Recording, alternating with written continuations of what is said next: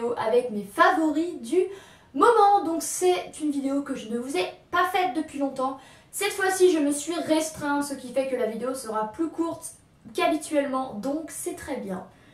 Alors mon premier favori, il s'agit du livre de David Fuenquinos, Je vais mieux. Donc c'est un livre dont je vous ai fait un article sur mon blog de lecture très récemment. Je vous laisserai le lien en barre d'infos comme d'habitude. Je vous en parle plus longuement dans une future vidéo sur ma chaîne de lecture et c'est un livre que j'ai adoré. Je l'ai pris avec moi pour nos vacances dans le sud. C'est un livre que j'avais acheté depuis longtemps, étant donné que j'étais vraiment fan de l'auteur. Je l'avais trouvé chez les bouquinistes à Lyon et je ne l'avais jamais lu. Du coup je m'étais dit que c'était l'occasion et je ne regrette pas du tout. C'est une histoire que j'ai adorée.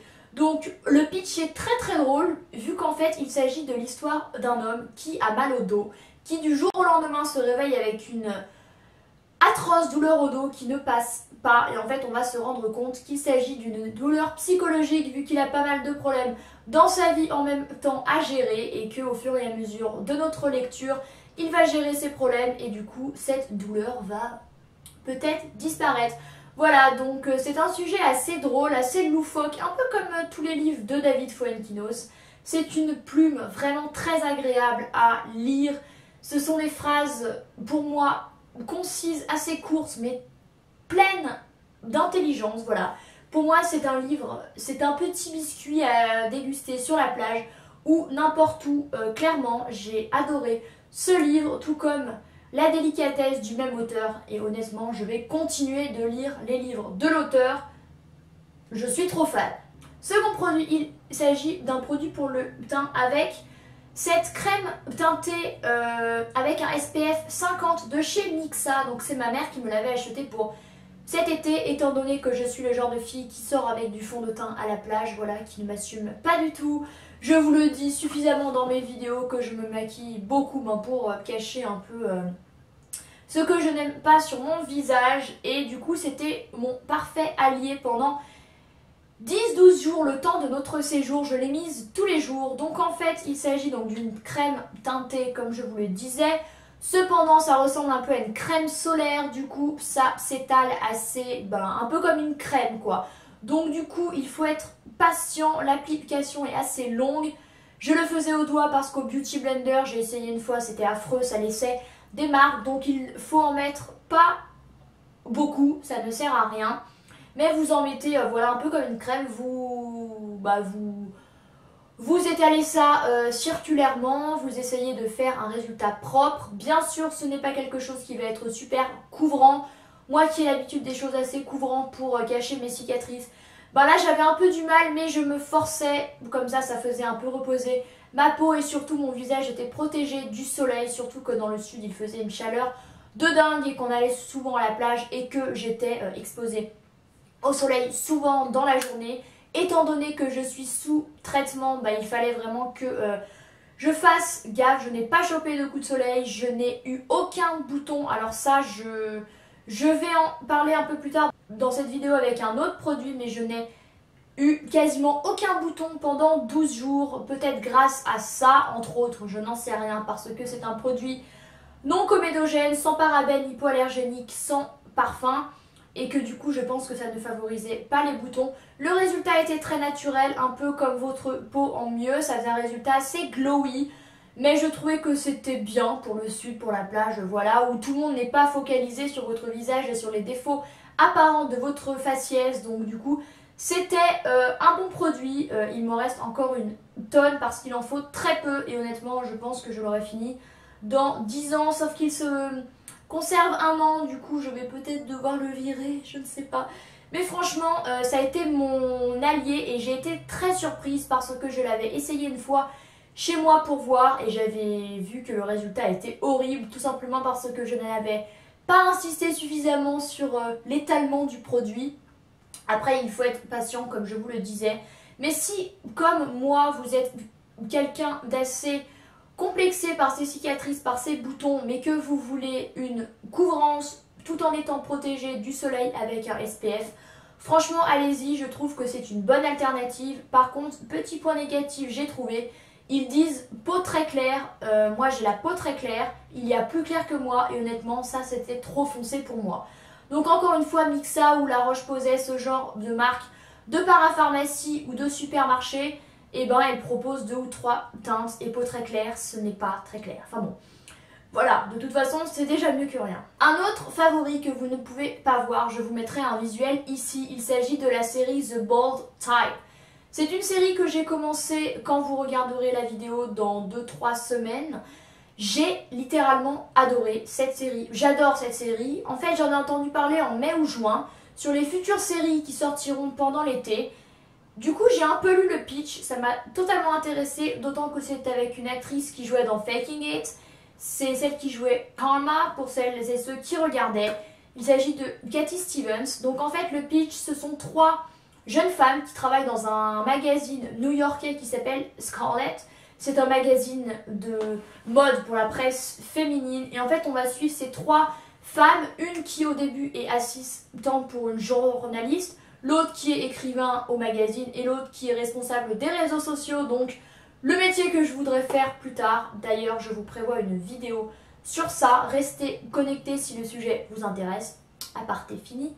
Et en fait, ces 3 femmes, jeunes femmes plutôt, on va suivre leur évolution, leurs amours, leurs difficultés au sein du magazine. J'ai trouvé ça, enfin je trouve ça, pourquoi j'utilise du passé alors que je suis en train de la regarder, je n'en sais rien. Je trouve ça très bien fait. Et surtout, enfin, on voit une rédactrice en chef dont le personnage s'appelle Jacqueline, qui n'est pas une grosse tigresse comme dans Le Diable s'habille en Prada, ou comme dans toutes les autres séries, livres ou films qu'on peut voir, où généralement les rédactrices en chef sont des grosses. Voilà, vous voyez ce que je veux dire. Là non, il s'agit d'une femme certes qui en demande, qui est exigeante, mais elle est juste et elle pousse vraiment ses salariés vers le haut. Elle les encourage et honnêtement j'ai trouvé ça vraiment cool de enfin voir, enfin de sortir un peu des clichés du magazine de mode, cercle très fermé, très superficiel. C'est un peu le cas, mais ce n'est pas aussi manichéen que ça. On voit effectivement les difficultés de leur travail, mais elles sont récompensées, ce qui n'est pas du tout le cas dans Le Diable s'habille en Prada pour Andrea. Et j'ai vraiment, gros coup de cœur pour cette série. Voilà, si vous aimez les séries un peu girly dans les magazines de mode, franchement, sautez sur l'occasion. Un autre favori, il s'agit de ce bomber là que j'ai acheté chez Pimkie en solde pour 7 €. Vous avez bien entendu, 7 € au lieu de 30. Je suis allée chez Pimkie un peu juste pour voir, par hasard. Il y avait encore plein de choses en solde. J'ai vu ce bomber, je l'ai essayé juste pour rire et au final je n'ai pas rigolé parce que je me suis dit, je le prends, écoute, 7 € c'est pas grand chose. Il est fin, alors ça c'est un truc sur lequel j'insiste parce qu'il y a des bombers qui font une silhouette assez large. Alors certes c'est un style assez streetwear, personnellement j'ai un peu du mal avec ça, avec l'effet de ressembler à un bibendum, voilà, c'est pas trop mon style. Du coup il s'agit de mon 3e bomber, le plus féminin vu qu'il a une couleur assez abricot saumon qui est assez pour les filles quoi.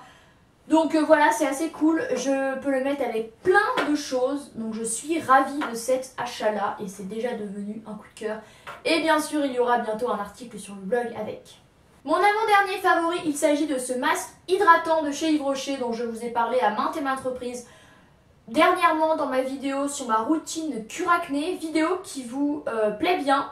Donc merci à vous de vous intéresser au sujet et surtout si je peux vous apporter des éléments pour vous qui prenez cure acné ou qui allez prendre cure acné, je suis ravie. Et depuis au moins 3 semaines, voire plus, je mets ce masque chaque soir sur mon visage. Donc en cataplasme que je ne rince pas, je mets uniquement ça.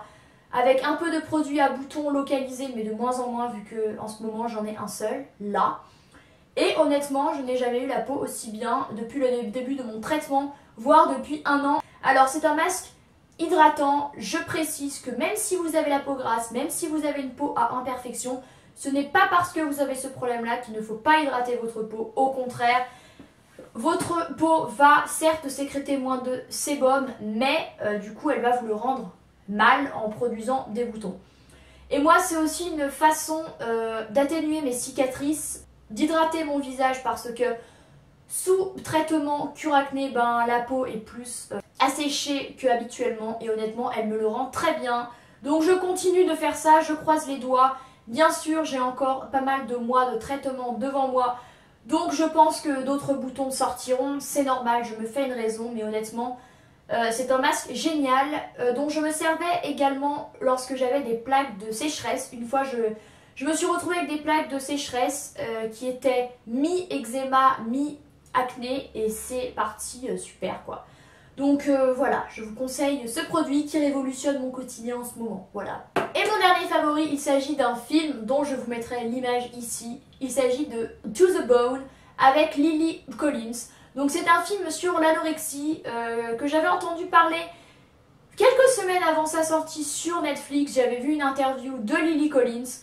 Donc ce film est centré sur l'anorexie, chose qu'elle a vécue lorsqu'elle était plus jeune. Donc elle a bien pu jouer la fille atteinte de cette maladie. Donc ça se passe à Los Angeles il me semble. Elle joue, alors je l'ai vue il y a quelques temps, du coup je ne me souviens plus trop du nom de son personnage, mais c'est une adolescente qui a 17 ans il me semble et elle est atteinte d'anorexie. Du coup elle ne mange plus rien, elle vit avec sa belle-mère et son père. Son père refuse un peu de la voir parce qu'il ne supporte pas de la voir avec sa maladie. Elle a une demi-sœur de laquelle elle est assez proche. Sa mère vit avec une autre femme à l'autre bout du pays, du coup elle la voit très rarement. Et sa mère ne veut pas qu'elle habite chez elle, donc elle a un peu les repères complètement perdus. Elle va se retrouver dans une sorte de maison où elle va se faire aider, voilà, pour son poids. On va la suivre dans ce parcours, dans cette difficulté pour elle qu'elle a de regrossir. Franchement, c'est un film très positif, pas du tout plombant. Vraiment, c'est traité avec, je trouve, justesse, un peu humour, un peu tragédie. Bien sûr, ce n'est pas, il n'allait pas traiter du sujet que en rigolant, ça aurait été totalement bête. Mais c'est un film vraiment poignant qui donne un vrai message sur cette maladie-là. Et j'ai lu une interview de Lily Collins assez frappante où elle disait que du coup pour les besoins du tournage du film, elle avait dû perdre des kilos, chose qui se voit, elle est... Ah, c'est affreux. C'est une fille que je trouve magnifique en temps normal et là dans le film elle est squelettique quoi. Et en fait pendant le tournage de ce film, elle a croisé une amie de sa mère qui l'a félicitée sur son poids et qui lui a dit qu'elle était radieuse. Lily Collins était totalement choquée parce qu'elle a dit, elle s'est dit si des gens continuent de voir des personnes sous-alimentées et leur disent qu'elles sont radieuses, comment voulez-vous qu'elles aillent mieux et surtout que la mentalité change? Et non, ce ne sera pas possible. C'est pour ça que ce genre de film est nécessaire, tout comme le film de Troyan Bellisario aka Spencer dans Pretty Little Liars qui s'appelle Feed, qu'elle a produit et dans lequel elle a joué, que je n'ai pas encore vu mais que j'ai fortement envie de voir, qui est aussi sur le sujet.